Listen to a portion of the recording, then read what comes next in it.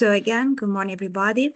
And before I begin, I'd like to express our sincere thanks to the organizer of this event, and more specifically to Dr. Venaria Reale, who is the Director General of the European Research Infrastructure for Heritage Science, and for inviting us to take part in this event devoted to preventive conservation and Vincent Detal. Unfortunately, I haven't had the pleasure of meeting Vincent Detal in person, but his work certainly precedes him. So today I will share with you a portion of the experience that the Center, CCR, has gathered over the years in the field of preventive conservation. Let me briefly outline today's presentation. I will start with a short introduction and a few key definitions. Then I'll explain how preventive conservation is structured within the center. And after that, I'll focus on the royal residencies as a case study, describing part of the monitoring work, the challenges, and the results achieved. We'll then look at new perspectives and future objectives. And finally, I'll close with a quick overview of current European projects CCR is involved. I will move, through this slide written quickly, but given the diversity of this audience, I would still like to offer a keyword-based definition of preventive conservation. Here you can see a few examples, and despite their different wording, they all converge on the same concepts: mitigating, minimizing, or avoiding deterioration, damage, and loss. In several cases, this definition also highlights the importance of the context, the surroundings, and the environmental conditions in which an object exists. Well, there is often a surprising amount of ambiguity around the term environment. Let me briefly address you in the room. How many times have you used the word environment, ambiente, ambiance, only to realize that the person you were speaking to was imagining something entirely different? Fortunately, standards help us clarify this concept. The European standard EN 15898 defines the environmental as the surroundings of an object, some aspect of which may affect its condition. Aspects of human, physical, chemical, biological, and climatic origin. So, as you may have guessed from the introduction Vanya present me, I focus on the climatic aspect.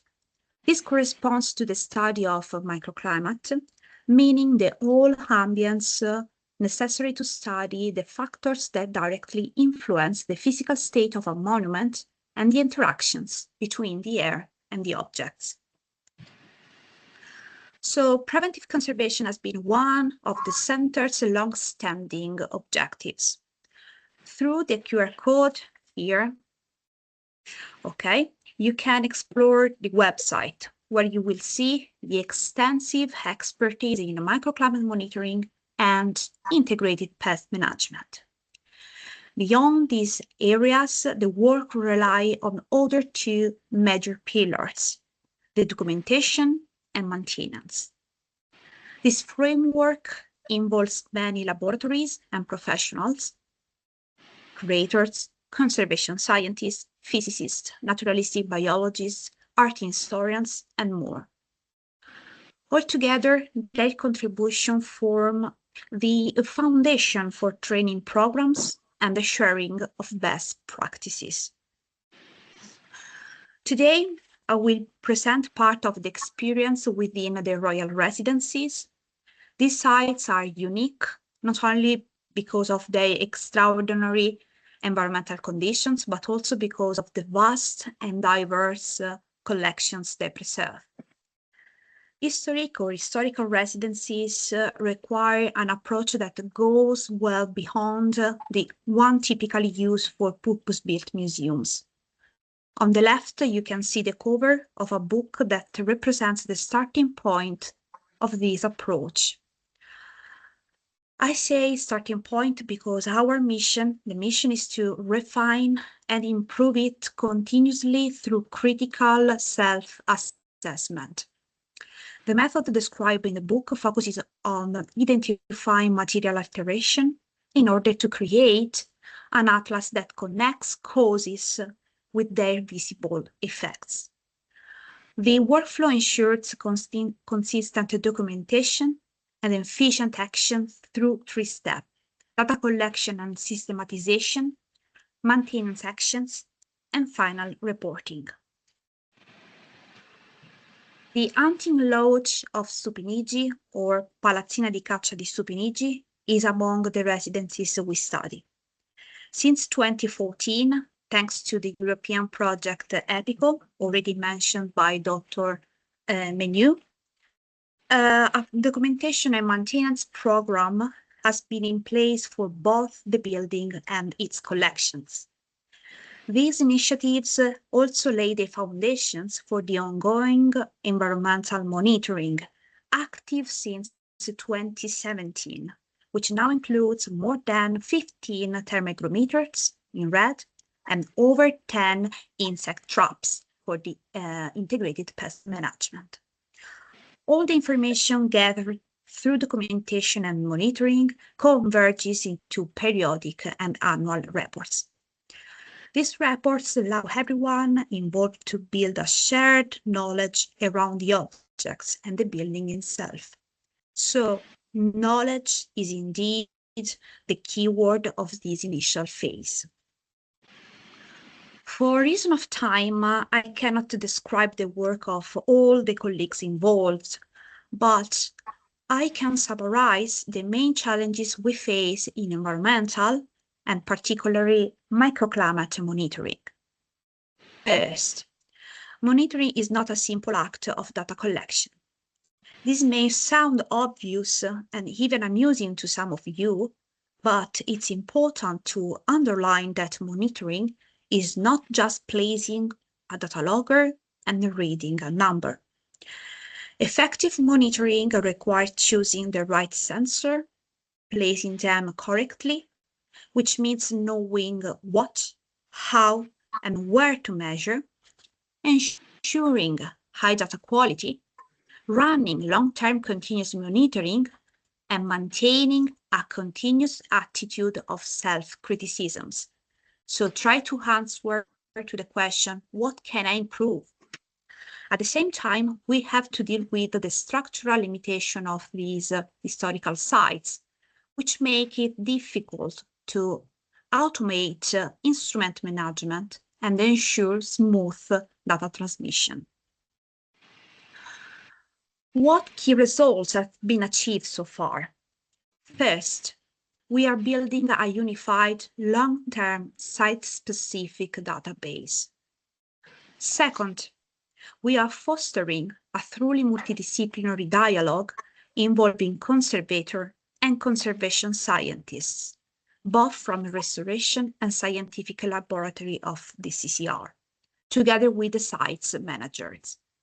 Third, we are evaluating the deterioration induced by the environment and identifying mitigation strategies. This last aspect is essential for planning both ordinary or routine maintenance and extraordinary interventions triggered by unexpected events. Beyond establishing an operational model, the aim is also to pave the way for new perspectives. These include addressing questions that extend beyond the limitation of strict standards, standards that work well for purpose-built museums, but much less for historical residencies functioning as museums. 2, integrating the concept of historic microclimate by pairing monitoring data with information from the object's conservation reports.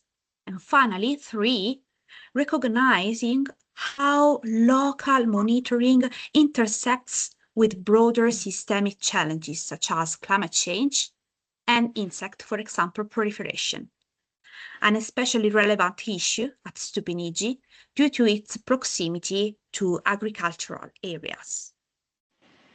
So, what are next goals? The database we are building will allow us to lay the foundation for what we might call predictive conservation.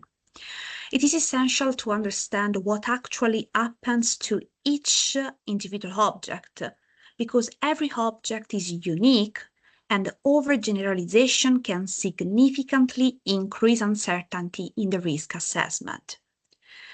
This work can certainly be enhanced through probabilistic approaches or artificial intelligence supported tools.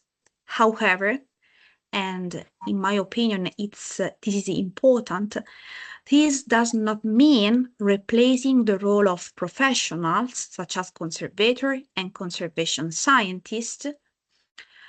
Indeed, human judgment remains fundamental, both ethically and practically. Ultimately, our goal is to shift the paradigm from monitoring as data collection to monitoring as a tool to anticipate risk. So, approaching to the conclusion, where I want to answer to this question, where has all this accumulated knowledge taken us? So today we are partners in 3 European projects, Argus, the first one, iPhotocult, and Eritalized. In this project, our role involves several areas of preventive conservation, including documentation and risk identification assessment, and the design of environmental, especially microclimate monitoring campaigns in a wide range of sites, historical sites with very different needs. So here you have some picture of the sites in which we are involved in the microclimate and environmental monitoring. Now, I'd like to thank all the team involved in the preventive conservation activities in CCR. The list is quite long, so I don't want to miss anyone. So thank you for your attention, and that's all.